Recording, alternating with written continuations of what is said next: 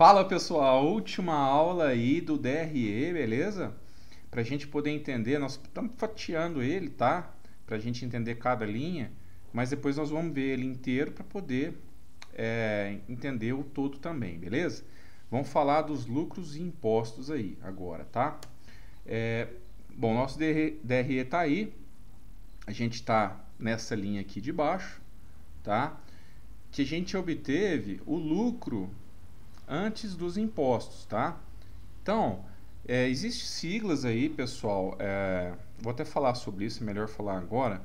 Siglas que o pessoal usa aí, EBITDA, EBIT, e eles levam muito em consideração isso, tá? Eu vou evitar falar isso agora, para que isso não seja não possa tendenciar você de uma forma errada aí, ou entrar em alguns tipos de análise que o pessoal faz, que dá muito valor nisso, tá? Eu vou falar aqui mais no português mesmo, depois a gente fala até mesmo sobre isso, porque é uma coisa que nem vale a pena você ficar analisando para comprar uma empresa, tá?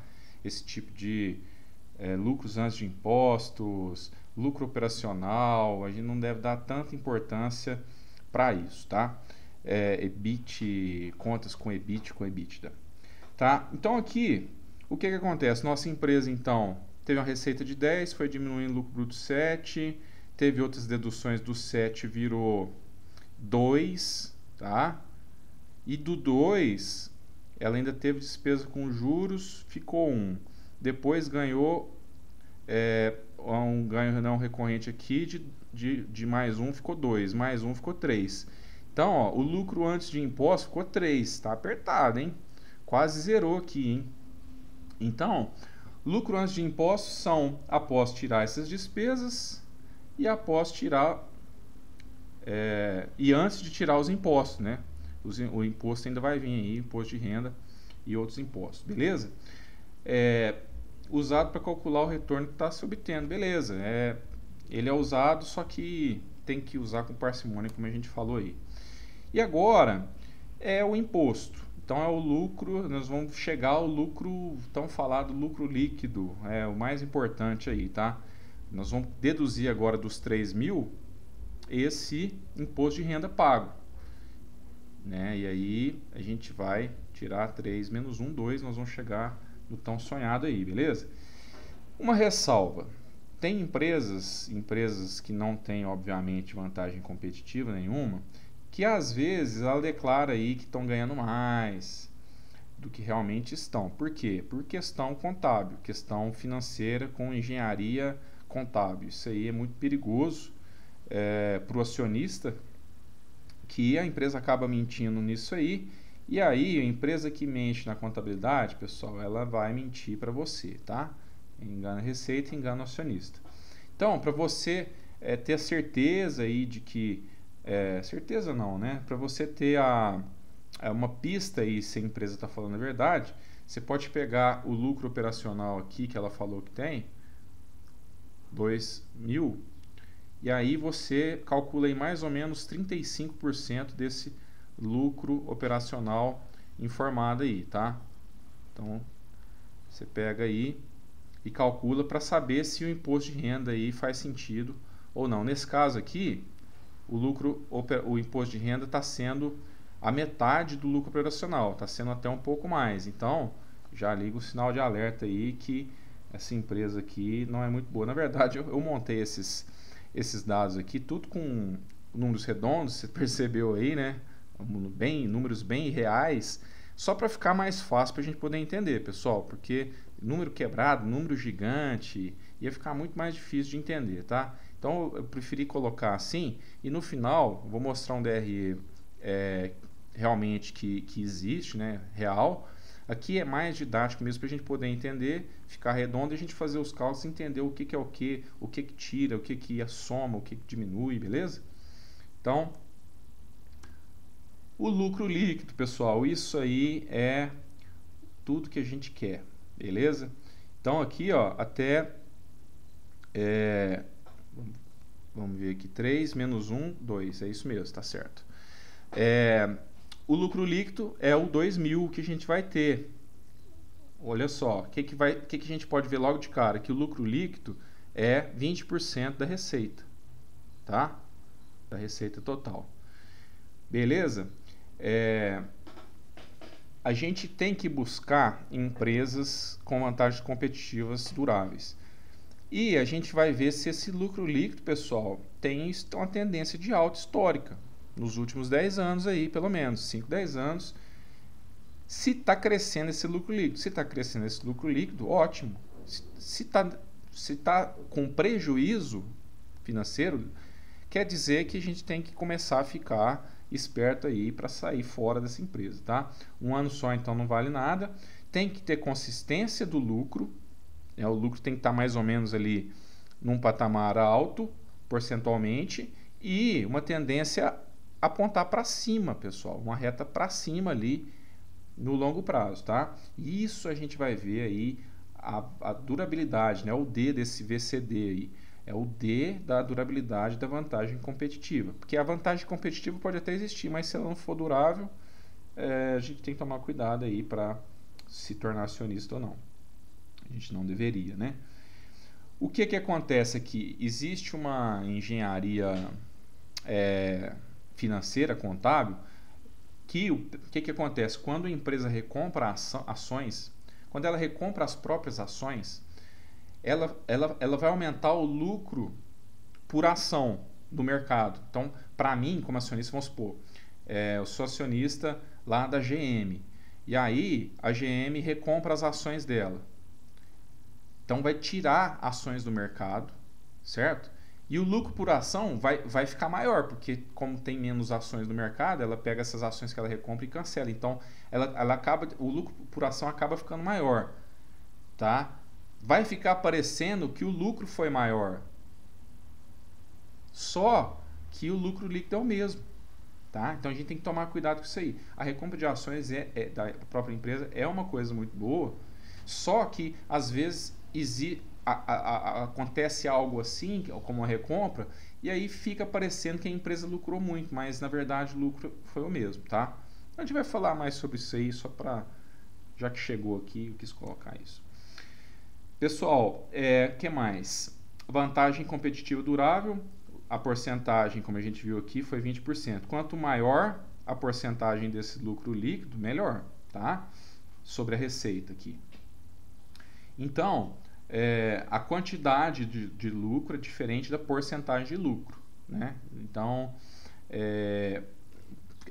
por que eu escrevi isso aqui? É assim, às vezes uma empresa muito pequena, ela lucra pouco financeiramente falando, só que ela está crescendo muito, então ela está crescendo percentualmente muito em comparação com o valor pequeno que ela lucra. Então, assim, às vezes ela está crescendo muito, mas beleza, você compra um small cap ali e ela está te trazendo muito retorno aqui sobre o patrimônio dela, sobre as próprias receitas. Ela tem custos muito reduzidos. Então, é uma coisa que você tem que observar. Não é porque a empresa é pequena que ela é ruim.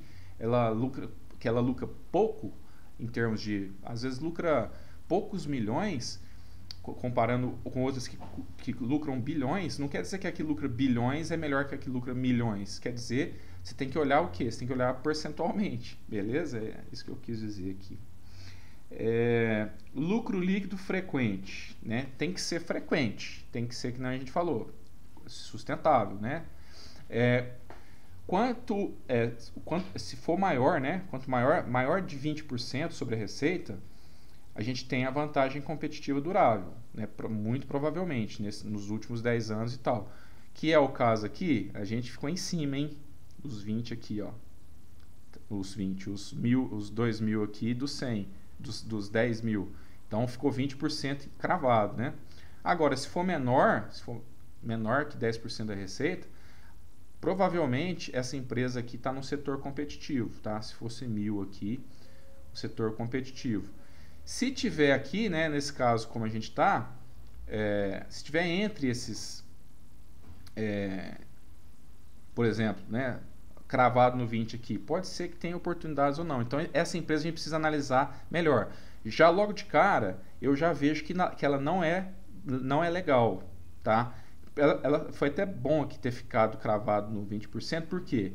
Porque ela pode ter oportunidades, mas aqui, essa empresa, ela acabou tendo lucro líquido bacaninha, por quê? Porque foi um lucro não recorrente aqui, ó. Ela zerou praticamente, o lucro operacional foi 2.000, ela teve despesas com juros, ficou 1.000, ela teve... Aí ficou 1.000, né? Beleza. Aí ela já ia zerar o lucro líquido dela. O que salvou ela? Foi o outros, foi coisas não recorrentes, né? Vendeu ativos. Então, assim, ela ficou no limbo e ela só conseguiu o resultado mediano porque ela vendeu coisas não recorrentes aqui, ó. Então, olha só que bacana, a gente já fez uma análise legal. Esses 2.000, na verdade, esses 2.000 eles tinham que vir daqui, ó, do lucro bruto. Esse lucro bruto podia ser 8, ou essas despesas operacionais menores, ou menos pesquisa e inovação, né? Ou menos despesas aqui, né? E aí ela poderia até ter isso aqui, ou até nem poderia, ou nem precisava ter isso aqui, mas ela tinha que chegar aqui maior. Tinha que chegar aqui maior.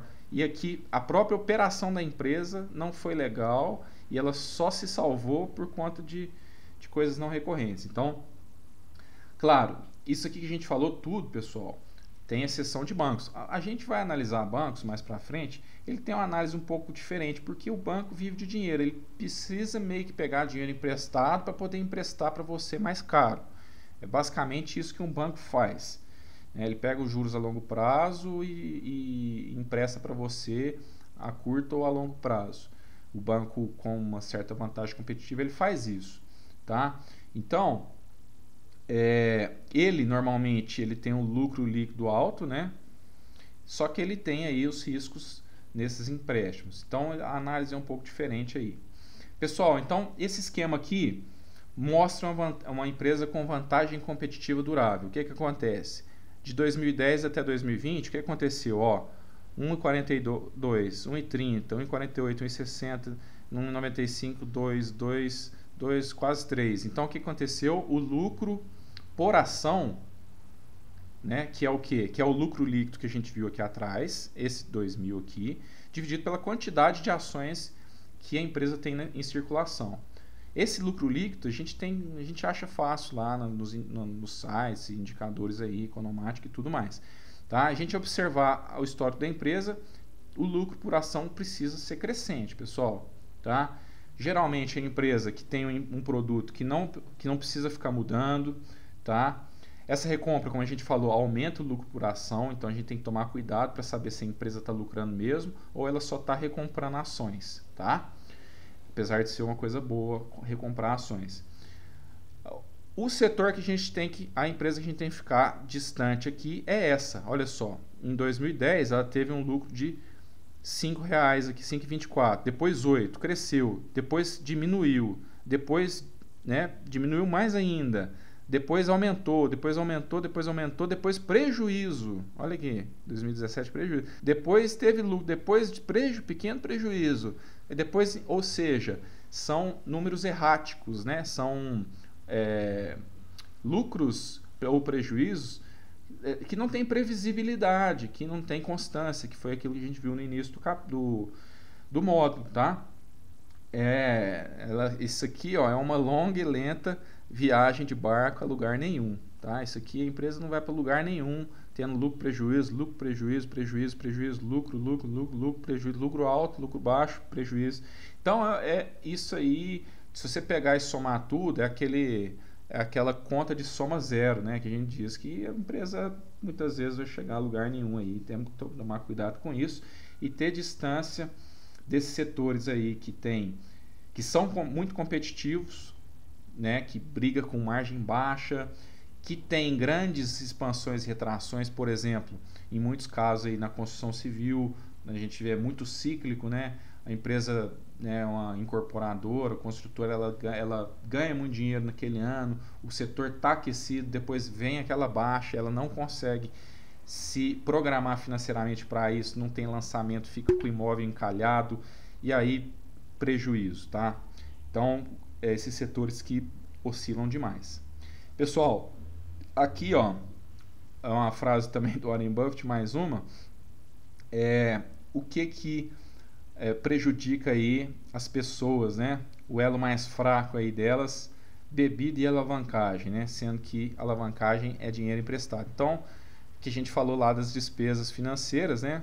Que é a empresa pegar dinheiro emprestado e não custear as próprias despesas e operações, tá? Então, obrigado e até a próxima.